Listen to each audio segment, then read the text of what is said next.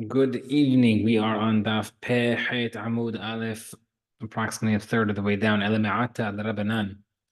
Continuing earlier, we said that Tanakama said that Ayved can be compared to Jews because the word Ahiv is included by Ayved.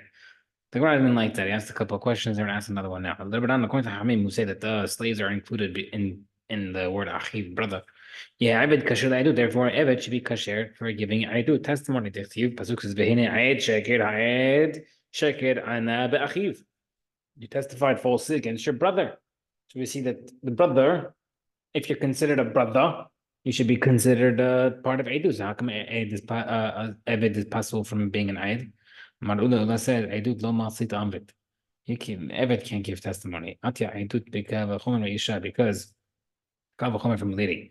Ma'isha, a woman, she's technically part of Bnei Israel. Pislu Adut, she's give Adut. Eved, she entered Oidul Bukal, and Eved was not part of the Kahal. And then she Pasul, it should be Pasul. When his mother Isha, she can't enter Milah, but a woman can't get Brit Milah. Tomar Eved, bro, Eved, Shehu Ra'u Milah. He's able to get Brit Milah. The one says, that's not a proof, that's not a disproof.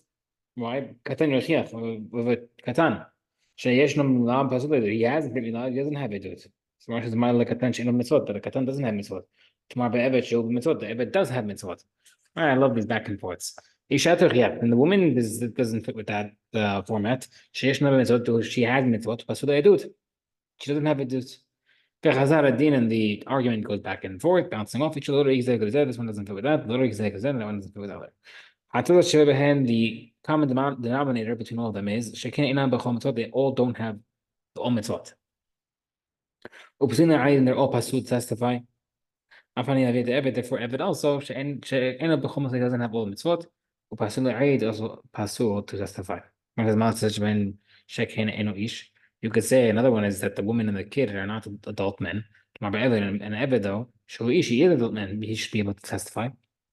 Where it says Adam Tetzim Gazlan, let's learn the pasul from a Gazlan. But Gemara says Mala Gazlan, Shekin Ma'asab Ganula. He did something that's stopping him from being an Eid. The Evid didn't do anything. Tomorrow Evid Shein Ma'asab Ganula. You could use a Gazlan and a child or a woman to teach you this Hidush. You could use a tag team of reasons. Okay. More by the Rabbi Amar, different answer why it adds to pasul testifying. Markar the pasul says Lo yamutu avot albanim. Father should not be put to death because of the son, which means lo yamutu al pi avot she'en lahem hayis banim. Someone should not be put to death through the testimony of fathers who don't have a relationship to the son, who are not related to the son, which is a Eved, whose son's not really considered related to the business of the information that we said. If you want to think that by what we said elsewhere, that teaches you that what Edut Banim is referring to, that their sons can't testify. Fathers should not die because of their sons. My Banim, why does it say just sons instead of instead of their sons? Where it says therefore teach you that the Eved is pasul to testify because he's not related to the kid. His own kid. But then the second part of the pasuk says the children should not die because of their fathers. Hachanami is to be applied the same logic. Someone should not be put to death from sons with no relationship to their father. That would be a ger. And therefore, you tell me that the ger sounds like pasul for using the same logic for the end of the pasuk. But we know a ger is mutar to testify. The one is amri hachi that's like you can't compare that. Ger regarding to a convert. He's not related to his father. But he is related to his son. Which is excluding a slave. He's not related to either, above or below. If you want to tell me, if you were to think that Gary Pasul Va'edut, the Torah should have written, fathers should not be put to death because of their sons, like we mentioned earlier. And they should not be put to death through the testimony of the sons. And the pasuk should have then written that children should not be put to death because of their fathers. The Shmat Minatray learned two halachot from it. First of all, children can't put to death through the father. And also teach you that the child cannot be put to death through someone who is not related to them, like a convert. The Ebed not Kaleb Kabachomer Ger, then you can learn an Ebed from a Kabachomer from the Ger. Uma Ger, Lamallahu Den Hayes, just a Ger who is not related to his father, he is related to his son, Pasul to Pasul. Ebed She'enlo Hayes Lamata, an Ebed is not related to the father or son. And then she had Pasul, should be Pasul.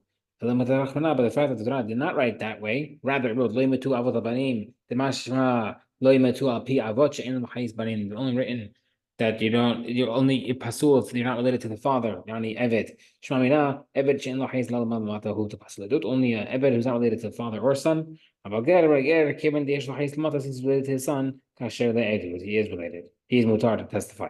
Where it says, if you wouldn't have that's what I'm banim limit to aban havazayim. The pasuk should have, if that makes sense for the first half of the pasuk, then the second half of the pasuk should have said the sons should not be dying because of their fathers. Why just fathers? Why did I write it just on father, not their fathers? You might think that you use the same logic to teach you that the child can't be related to their father. Even children not related to their father can't become edim, which would mean ger. So the right answer is it's not a problem. We like the consistent style of writing just to match the beginning of the pasuk really way. Next part of the Mishnah. We said dealing with them is bad because they're patur to you and you're chayab on them. Interesting story. The mother of Rav Shmuel bar Abba from Hagronia was married to Rabbi Abba. All right, his stepfather was Rabbi Abba.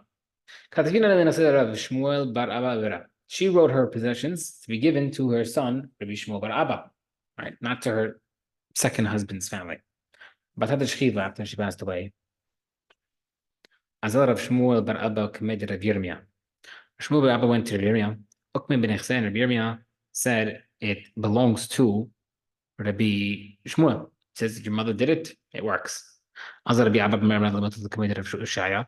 Rabbi Abba went to Rabbi Hoshaya and said, he went to Rabbi Marla, he said to him, Shmuel said, a woman who sold the milog property, which means the property that she brought into the marriage. She sold it, let's say she sold while her husband was alive, and then she died. After she dies, the husband can take it out of the buyer's possession. Therefore, since that halacha, Rabbi Abba, the second husband, can go to Rabbi Shmuel and take the property from his mother. They brought this in front of Yirmiyah. I know a Mishnah that supports me. Someone wrote over his possessions to his son to acquire after he dies. While his father's alive, the son can't sell it because it still belongs to the dad. Can't sell it because it still belongs to the son. Therefore, if the father did sell, it's sold until he dies, then the son takes it. The son sold, the buyer can't take full possession until the buyer can't take full possession until the father dies. So what does that do? Anything?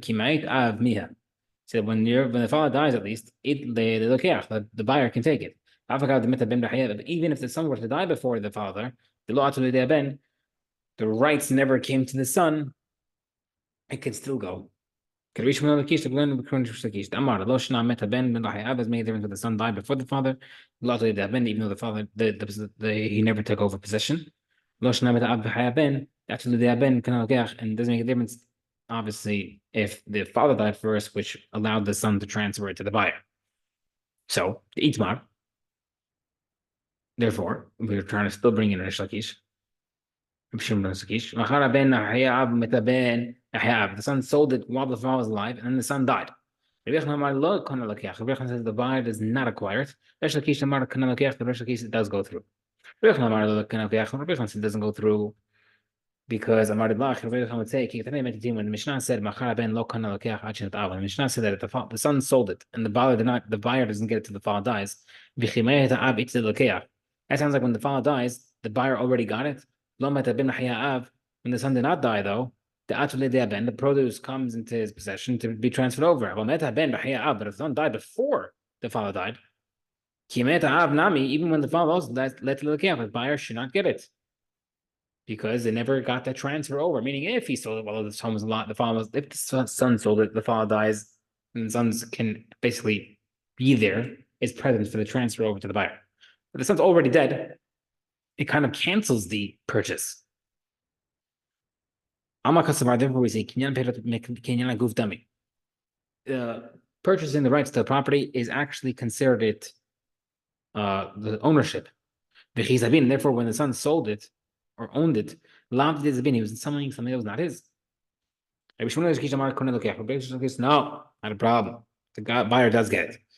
The Mishnah said that the buyer has to wait for the father to die.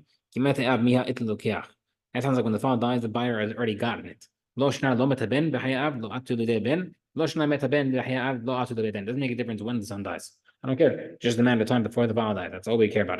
The son doesn't have to be there. The son doesn't have to oversee the transfer, quote unquote.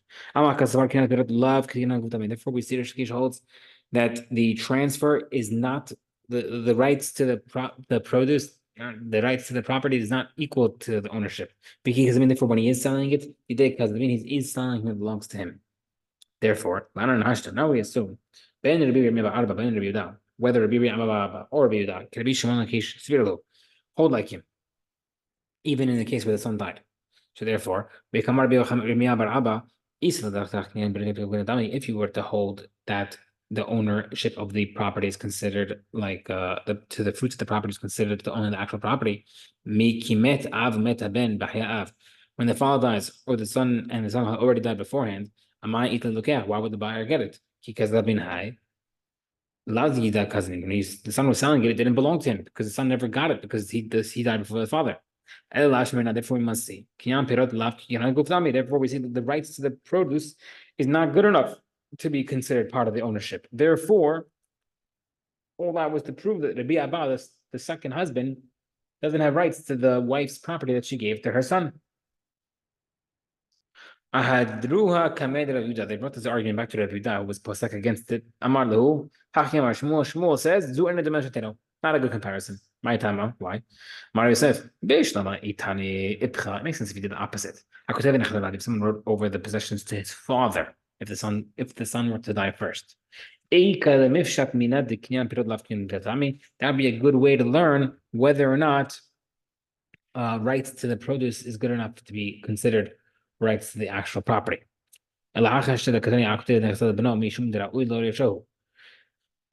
Mishnah mentioned the regular case of transferring over to your son. That's a regular case of inheritance. That's not chidush that the son has rights to it. The son, of course, has rights to it because it's father rights. It goes to him. Gemara said, not proof. What are you talking about? Atu beraya rid abba. The same way a son inherits the father, Abba lo yered abba. The father does not inherit his son. Of course, he does. We're obviously seeing a case where they're trying to avoid a problem. They're trying to specify that this guy gets it, or this certain son gets it, or the father should get it. What does it mean? Meaning, same way the father was writing it to the son was giving it to the father. The reason why was only to make sure that his son doesn't get it. And the same way the opposite now also. The father was giving it to this son. He wants Reuben to get it, but not his other sons, Shimon and Levi. Right, so the difference with the transfer to the son does not mean that he's getting any rights to the property itself to sell. It just means when he were to die, it would to go to him versus anybody else. So therefore, what does Shmuel mean in our Mishnah regarding to our case? And what does it mean it's not comparable? Mishum Usha, because the Takana by the city of Usha. You'll see Usha a lot of the times throughout Shas. It was one of the big places of that I had Sanhedrin. Amar Rabbi Yosef Rahinina, the Usha Hitkino, they made a law in Usha. Some woman sold milog property, her own property that she brought into marriage while she was alive, and then she died. The buyer can take it. Therefore, we see the guy has rights to extract, and therefore maybe the second husband, Rabbi Abba, can take it from the mother's son. Amar of Idi Baravin, we also tells the same thing. Edin testify that a certain person divorced his wife and gave her the ketubah already. What's the nafkamina is that this is talking about where she's living with him still. The chidush is that if they testify this, if let's say he were to die or hand her another get, she can't collect the ketubah because edim already testified. But what do we see? The nim zomin, those edim were now found to be muzomin. They don't say they should pay the whole ketubah. Ela tovat hana'at ketubah. Rather, they pay the benefit of the ketubah. What does that mean? Benefit ketubah is ketubah. Tovat ketubah. What does it mean? The benefit of having ketubah? It's a discount. Kama adam shazu. You because they're trying to make this guy pay the pregnant lady to lose her ketubah prematurely, which means that what how much would she pay her ketubah? Let's say her ketubah is $1,000 for argument's sake. How much would she pay to sell her ketubah that if she were to be widowed or divorced, the guy could take it? But if she were to die before her husband, the husband would get it, and the guy should receive nothing. All right, it's a bet. It's a risk. You're banking on her getting divorced or dying, or her husband dying before she does, and therefore you're paying a discounted price for it. So that's what they even have to pay. And if you might think that there's no takana usha, why would the husband get it? If she's selling it, let her sell the whole ketubah because it's $1,000. Let her sell it for $1,000 cash advance. And if the husband dies, then the husband could take it out. No problem, according to Usha. No, it's different. No. They said Milog property is good, not Tzon Barzel. Tzon Barzel is referring to property that belonged to the husband. So over here, regarding the ketubah, is not referring to her own property. She wants to give away or sell her own property. That's what we're discussing. No, she wanted to give it to her son. But ketubah belongs to the husband. The money belongs to her husband until he dies or divorces her. She can't. That's not a proof that you're able to pre-sell that ahead of time, because that's not something that belongs to her. We'll go a few more lines. Regarding the discounted ketubah sale. Now that it came to us, now we're discussing it. Let's schmooze about it.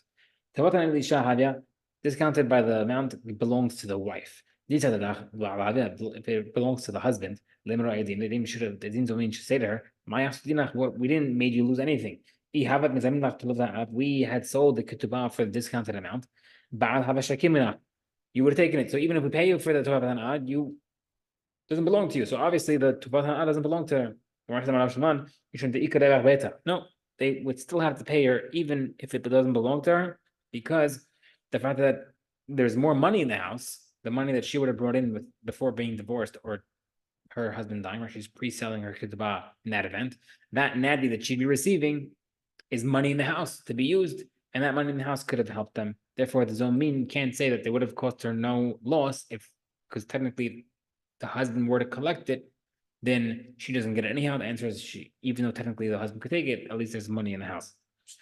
In the end, they say, technically that money does belong to the woman, no problem. And the husband can't even enjoy anything from that produce or income. Why? The reason is because Hamim allowed him to enjoy her perot of her stuff. However, but this is like second level, indirect, the produce of the produce, and therefore that doesn't belong to him. We'll stop here.